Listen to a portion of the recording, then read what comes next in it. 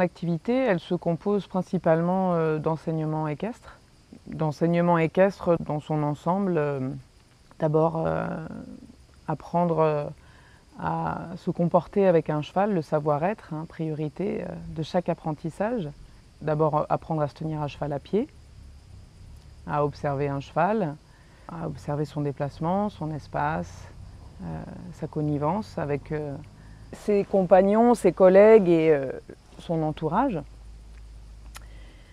Apprendre à observer, c'est la première chose. Ensuite, apprendre à faire, le savoir-faire. Ça, c'est ce qu'on appelle la technique. Et ensuite, le savoir-faire faire, c'est apprendre à apprendre. Ça, c'est la dernière étape, si on a envie d'y accéder, parce que ce n'est pas tout le temps le cas. Mais ça demande plusieurs années d'expérience, d'observation et de pratique. Et ici, on fait principalement du travail à pied, du dressage, mais surtout, les gens viennent pour se faire plaisir, pour passer vraiment des bons moments avec les chevaux. Et ça, c'est ma priorité. C'est qu'ils passent vraiment un bon moment. Et un beau moment, c'est juste passer un temps, juste apprendre aussi à rien faire, parce qu'avec les chevaux, on passe beaucoup de temps à ne rien faire. En tout cas, faire des choses qui ne sont pas spectaculaires, mais qui sont aussi importantes en fait, voire plus que ce qui est spectaculaire. Et les gens apprennent même ici à respirer, ce qu'ils ne font pas dans la vie, parce qu'on a une vie qui ne nous correspond plus aujourd'hui, tout va trop vite, il y a beaucoup de sollicitations, de technologies, on trouve ça bien ou pas bien, en tout cas c'est présent. Et ça ne correspond pas vraiment au monde du cheval en tout cas, du cheval lui-même. Et après, ça va des débutants jusqu'à des cavaliers assez expérimentés qui ont envie d'aboutir à l'art équestre, vraiment à la haute école. Alors il y a plus de débutants que de cavaliers en haute école, mais il y a aussi tous ces cavaliers qui se mélangent et qui s'apportent les uns les autres. Ça, c'est une priorité aussi, travailler ensemble et travailler à observer les uns les autres, que ce soit les débutants ou les cavaliers très confirmés. On a tous quelque chose à s'apporter. Déjà, moi, j'ai commencé à être passionnée des chevaux vraiment petite. Et puis, c'est pas une passion... je suis pas une enfant de la balle, j'ai pas du tout de parents... ni d'aïeux qui travaillaient dans le milieu du cheval. C'est une passion qui est comme ça, qui est venue comme ça assez tôt, vers l'âge de 5 ans, avec tous les animaux hein, d'ailleurs. Donc j'ai commencé à travailler avec des poneys dans le parc de la Tête d'Or, j'habitais à Lyon. Donc, il y avait des poneys qui étaient derrière une calèche. Alors mon père me payait des tours sur des poneys qui étaient tirés par une calèche. J'avais 10 tours dans la journée et mon père me faisait travailler ma position alors qu'il n'était pas du tout cavalier. Et c'était très rigolo d'ailleurs quand on y repense.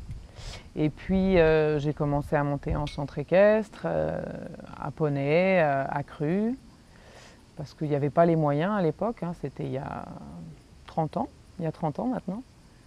Et il n'y avait pas de moyens, donc on ne mettait pas de selle au poney, ce qui n'était pas plus mal pour travailler notre équilibre. Et puis j'ai travaillé avec les chevaux encore pendant 10 ans, jusqu'à l'âge de 15 ans, et j'ai choisi d'arrêter l'équitation parce que la façon dont on se comportait avec les chevaux et les cavaliers, ça ne me convenait pas du tout. C'était très restrictif, c'était très dur, c'était sévère et c'était vraiment injuste. Parce que la sévérité peut être juste, mais là, elle était vraiment injuste. Injuste et humiliante surtout. Autant avec les humains qu'avec les chevaux. Et moi, ça ne me convenait pas du tout. Donc j'ai préféré arrêter l'équitation plutôt que mal en faire. Et j'ai préféré avoir un rapport à pied avec le cheval ou même carrément quitter ce milieu-là que perdurer dans ce milieu qui ne me convenait pas. Et puis j'ai fait du spectacle pendant plus de 10 ans par la suite, dans le milieu des arts du cirque et du théâtre de rue, qui est une très très belle école de la vie. Et une très belle école d'apprendre à vivre ensemble sans se juger. En tout cas, essayez pas de se juger soi et de juger les autres parce que Dans le spectacle, c'est ensemble qu'on est plus fort. Et puis, le hasard des choses a fait que j'ai retrouvé les chevaux par des rencontres. C'est souvent comme ça que ça se fait. Et là, la passion, elle a repris le dessus. Et c'était clair pour moi que j'avais quelque chose à faire maintenant, à 25 ans. Hein, j'ai repris à 25 ans, il y a 10 ans. Et que j'étais prête à le faire et à m'affirmer, en tout cas, dans mes choix. Et puis 10 ans avaient passé, et 10 ans, il s'en est passé dans le monde de l'équitation quand même. Ça a nettement évolué, les consciences aussi ont évolué. Il y a le grand mouvement éthologique américain qui est apparu en France, donc ça a eu une répercussion assez importante. Qu'on soit d'accord ou pas d'accord avec les méthodes, en tout cas, ça a amélioré nettement la façon d'aborder les chevaux. Et beaucoup plus de sens d'observation, beaucoup plus d'écoute malgré tout, et un autre comportement. Et puis Internet aussi. Internet, ça a changé beaucoup de choses, parce que s'il y avait des choses qui se faisaient il y a 30 ans, on n'était pas au courant en tout cas. Il y avait très très peu d'informations, et un peu sur les journaux équestres, mais ça restait vraiment la seule information. Aujourd'hui avec Internet, on peut tout savoir, on peut accéder à tout. Et quand on voit des amateurs se former que sur Internet et faire ce qu'ils font avec leurs chevaux, c'est vraiment bluffant, quoi. Donc ça a changé beaucoup de choses. Et ça a éveillé les consciences. Pas toutes, mais une bonne partie des consciences, moi je trouve en tout cas. Donc c'est plus facile aujourd'hui de se faire aussi respecter dans ses choix et dans des choix de respect du cheval, de respect de l'environnement et de l'humain. Hein. Ça prend en compte au moins ces 3 éléments-là. Hein. Si on a envie de pratiquer une belle équitation, c'est qu'on aime autant les chevaux que les humains. J'espère en tout cas. Oh, l'humilité, ça c'est vraiment le premier mot qui me vient. L'humilité. Avoir des êtres aussi humbles, aussi puissants, aussi forts, aussi conscients de leur corps qu'ils le sont, c'est vraiment c'est des maîtres d'humilité, quoi. C'est ça qui représente pour moi. Après, évidemment, il y a plein de symboliques qui peuvent être clichés derrière ça, mais non, le maître d'humilité et de sagesse. Il faut être très sage pour supporter ce qu'il supporte et il faut être très sage pour vouloir nous apprendre autant qu'il nous apporte. Moi, ça me touche profondément chaque jour et chaque séance que je fais avec un cheval. Avoir autant de patience à nous apprendre. Moi, j'ai jamais rencontré ça chez un humain. Ou alors un grand maître des arts martiaux que j'ai jamais rencontré encore. Mais il doit y en avoir. Mais oui, ça c'est ce que représente le plus pour moi les chevaux. Et c'est ce qui est le plus fort en tout cas. J'ai des programmes et des ambitions qui vont être très malléables selon ce que le cheval va être en capacité de faire le jour même. Pour moi, ce qui est important en priorité, c'est un rapport de confiance. Sans ce rapport-là, pour moi, il n'y a rien qui est possible. La confiance dans le calme, dans la constance. C'est au moins ce que nous demandent les chevaux, c'est pas facile. Ça demande beaucoup de pratique. Il y a des gens qui l'ont de façon innée, il y en a très très peu. Nous les humains, on a des humeurs qui sont très changeantes et très influençables par le monde extérieur. Les chevaux, ils peuvent changer très rapidement d'humeur, mais retomber très vite aussi et redevenir très stables. Donc par ça aussi, ils sont un exemple. Et mon travail, il est très varié. Il est principalement centré sur le travail à pied, le travail en liberté, à la longe, aux longues rênes, en extérieur. C'est très important pour moi, j'aime beaucoup aller dehors. Dresser dehors, travailler à pied dehors, dans la forêt, le matin. La plupart des chevaux vont travailler jusqu'à la haute école. Certains vont pouvoir travailler en liberté montée aussi également. En liberté à pied, en liberté montée. En licol et harnaché. Voilà, ce que je recherche, c'est une polyvalence entière, la plus complète possible pour faire travailler aussi mes cavaliers, mes élèves, pour qu'ils puissent travailler d'abord leur position, hein, ça va vraiment être la première étape, et ensuite la technique, s'ils ont envie de quelque chose de plus technique et de plus pointu, une recherche plus dirigée vers l'art équestre. Mes séances, elles vont se constituer de cette façon-là. Ça nous rend plus humains. Je trouve que c'est grâce à eux qu'on est plus humain en fait. C'est souvent pas par hasard qu'on va vers le cheval. Moi, étant gamine, j'avais beaucoup de mal avec les autres. J'étais dans mon univers, très rêveuse. Et le cheval, la relation avec le cheval, c'est aussi le monde du silence. Alors tous les solitaires et ceux qui aiment bien la solitude, ça nous va bien. Et dans le silence, il se dit tellement de choses, c'est vraiment agréable. Après, les chevaux nous permettent, pour moi en tout cas, pour ma part, les chevaux me permettent de mieux comprendre les humains. Ça, c'est très net.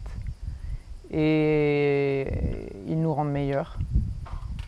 Quand on a des objectifs à atteindre, des objectifs personnels à atteindre, les chevaux ont une capacité à nous rendre meilleurs si on sait les écouter qui est vraiment puissante, très forte. Et puis c'est une relation qui nous rend performants dans l'observation. Bon, je pense que tous les animaux sont comme ça, mais on peut passer des heures à les observer et il se passe toujours quelque chose en fait. C'est jamais lassant, un cheval ne nous lasse jamais. Et on peut recevoir tellement d'informations dans ce monde du silence et du mouvement, parce que le cheval c'est aussi le mouvement. Et ça nous aide, oui vraiment, ça nous aide à mieux comprendre aussi les gens, les autres animaux. Je crois que la relation avec le cheval, c'est ce qui nous apprend d'abord à observer avant d'agir. Observation, analyse, action ou interaction, c'est vraiment les principaux apprentissages de la relation avec le cheval. Évidemment, c'est une relation d'écoute, principalement. Le cheval nous écoute en permanence, il réclame cette écoute-là aussi de notre part. C'est une relation d'échange, après on peut dire plein de choses. Je pense qu'il y a plein de gens qui ne sont pas d'accord avec ça parce qu'on monte sur un animal, il y a des gens qui penseraient que cet animal est esclave de l'humain. Oui, sûrement, peut-être, je ne sais pas, j'ai pas d'avis là-dessus en fait. En tout cas, c'est sûr que c'est eux qui nous servent à gagner notre vie, mais je pense qu'on peut le faire de manière déjà la plus proche de son intégrité, puis apprendre à les écouter parce que ce que je disais tout à l'heure, c'est qu'il n'y avait aucune vérité. À partir du moment où il y a une domestication, il n'y a aucune vérité en fait, parce que l'homme agit de façon à changer complètement le cours des choses. Quand on est professionnel, on peut comparer ça à un jardinier en fait. On peut penser qu'on est botaniste d'abord, et puis au fur et à mesure des années, on se rend compte qu'on est un jardinier et pas un botaniste. Et la relation avec le cheval, elle nous amène à ça. À faire des petites choses, des petites choses, des petites choses, puis qui deviennent des grandes choses par la suite. Et au début, on a beaucoup d'ambition, on pense qu'il faut aller très loin, très fort. Et en fait, on se rend compte que c'est pas par là qu'il faut passer. Et que les grands objectifs, ça se fait par des toutes petites choses. Mettre en valeur les petites choses. Je crois que c'est ça la relation avec le cheval. La valorisation du petit. Les retours que j'ai, c'est une prise de conscience. Ce qui est vraiment le principal de mon enseignement, c'est vraiment, je vais revenir là-dessus, c'est le savoir-être. C'est son propre comportement par rapport au cheval. Forcément, c'est par rapport aux autres aussi. Ça change notre comportement avec les autres humains. Et c'est ça, la principale action de mon enseignement. Le savoir-être. Toujours se repositionner.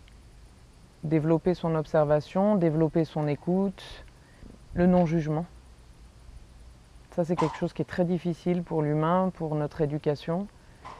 On est dans un monde de jugement en permanence, dans cette éducation sociétale. Ça peut être aussi une éducation parentale, mais elle est d'abord sociétale.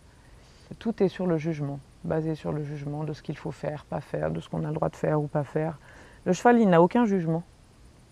Donc j'essaie vraiment de pas juger mes élèves et de valoriser leurs qualités, leurs atouts, parce que le cheval, il est là pour ça aussi. Valoriser ce que chacun a de meilleur en soi. La ligne directrice de mon enseignement, c'est ça, valoriser ça. Et puis apprendre à tempérer et surtout voilà, à ne pas se juger.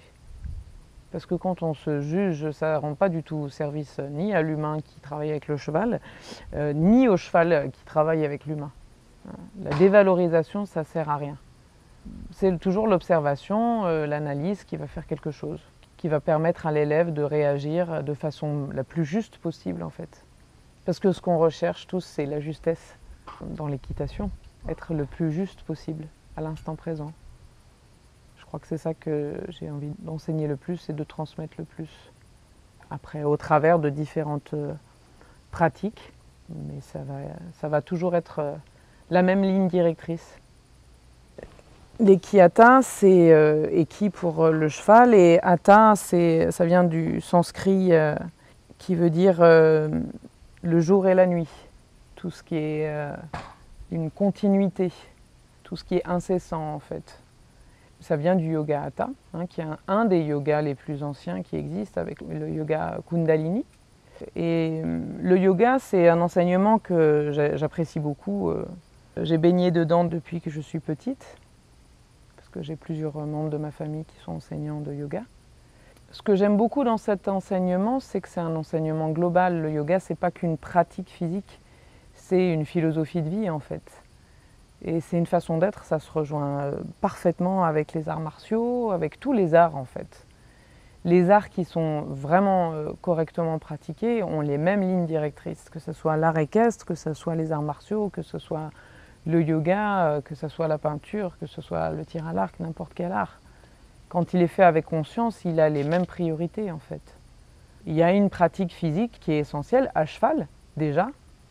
On ne peut pas aujourd'hui ne faire que de l'activité sportive qu'à cheval, c'est pas possible. Il faut avoir une condition physique déjà pour monter à cheval, parce que c'est très physique de monter à cheval, encore plus pour les femmes que pour les hommes, parce que c'est comme ça, on a 40% de masse musculaire en moins et on a une conformation qui est faite complètement différemment. Donc l'Eki-Hatha, c'est très adapté aux femmes, c'est quelque chose que j'ai développé parce que j'ai une clientèle qui est principalement féminine. Les hommes s'y retrouvent très bien. C'est d'ailleurs plus facile pour eux en général de monter à cheval. Donc c'est quelque chose que j'ai développé au travers de mes propres actions. Lorsque j'enseigne la technique des cavaliers, je me suis rendu compte que beaucoup de cavaliers faisaient exactement ce que je leur demandais de faire, techniquement, mais que le mouvement, en tout cas, et que l'exécution du cheval, elle n'était pas aussi juste qu'elle devrait être par rapport à la demande qui avait été faite. Alors du coup, je me suis beaucoup posé de questions de pourquoi ça ne fonctionnait pas. Et puis, je me suis demandé ce que moi je faisais et ce que je ne disais pas à mes élèves. Tout ce qu'on fait instinctivement. En tant que professionnel, on fait beaucoup de choses instinctivement qu'on ne pense pas expliquer, qui nous paraît absolument évident, mais qu'on est incapable d'expliquer. Et bien moi, j'ai fait ce chemin-là. Je me suis demandé, j'ai décomposé tout ce que je faisais. Du simple fait d'aller chercher un cheval au pré, de travailler à pied, de travailler monté, qu'est-ce que je faisais qui faisait que le cheval répondait à ma demande, sans la force et sans l'intensité que pouvaient y mettre mes élèves. Et je me suis rendu compte qu'il y avait énormément de choses, énormément de choses. Ça passe d'abord par ce qu'on appelle une pleine conscience. Être pleinement conscient de son ancrage. On parle beaucoup de centrage et d'ancrage. Qu'est-ce que c'est le centrage et l'ancrage? C'est la façon déjà dont on se tient au sol. C'est la répartition de notre poids, les tensions qu'on a dans notre corps. Tout ça, le cheval, il le lit. Il le lit dès qu'on va aller le chercher. Il sait exactement dans quel état on est. Mais il n'a pas de jugement. C'est juste qu'il le voit. Et il le voit parfaitement. Sauf que si on veut pouvoir communiquer avec lui, il faut qu'on se mette à son niveau. Donc déjà, le cheval, il y a un rythme lent. Donc il faut qu'on puisse adopter ce même rythme. Donc c'est un renforcement de l'ancrage au sol. Une respiration fluide. Aujourd'hui, les gens ne savent plus respirer. J'apprends aux gens à respirer en cours. Ça paraît absolument idiot, ça ne l'est absolument pas. Les gens sont stressés, angoissés, ils ont une pression monstre sur les épaules en permanence et ils ne respirent plus convenablement. Donc apprendre à respirer, c'est quelque chose qui est essentiel à cheval. Tout passe par la respiration. Mais pour nous, ça paraît évident, mais ça ne l'est pas du tout. Il faut prendre conscience de ces petites choses-là. Et puis ensuite, notre propre déplacement, notre conscience de l'espace, notre affirmation, ça va dépendre énormément de notre mental. On a un caractère plus ou moins affirmé eh bien, ceux qui sont très affirmés vont s'adoucir et ceux qui ont du mal à s'affirmer vont devoir avoir plus de détermination parce que le cheval, il demande une réelle présence. Le cheval, la chance qu'on a, c'est que c'est un animal qui est curieux comme pas possible, mais il demande qu'on soit présent, réellement présent. Et être présent, c'est ça. C'est être déjà bien dans ses baskets, ancré, là, et être 100% avec le cheval. C'est ce qu'il nous demande. Pas avoir les pensées à droite, à gauche. Il faut savoir poser les valises avec les chevaux. Donc déjà, c'est un exercice. Pour des gens, c'est naturel, mais déjà, ça, c'est un exercice. Donc premièrement, ça commence par ça. Deuxièmement, il y a beaucoup de gens qui n'ont pas de pratique physique à côté de l'équitation, alors que ça demande une réelle tonicité. Être tonique dans la décontraction, c'est ce dont rêvent tous les cavaliers. Mais ça, c'est un travail. Ça ne se fait pas en claquant des doigts.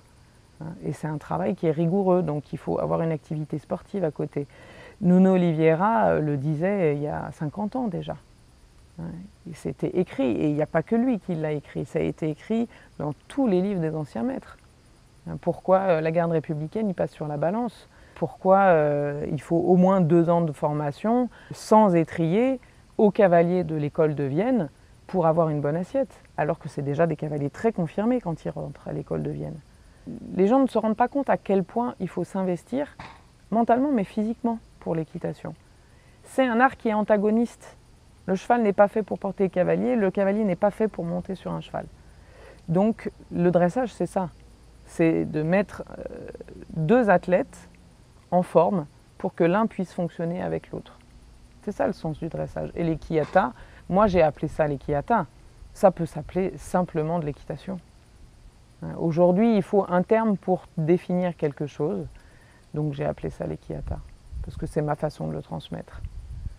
À travers, après, des exercices de posture, de yoga, qu'on va pouvoir pratiquer au quotidien, à cheval, pour s'échauffer, pour avoir un renforcement musculaire, pour avoir un bon équilibre et accéder à une réelle indépendance des aides. Ça, c'est le travail de l'équiata.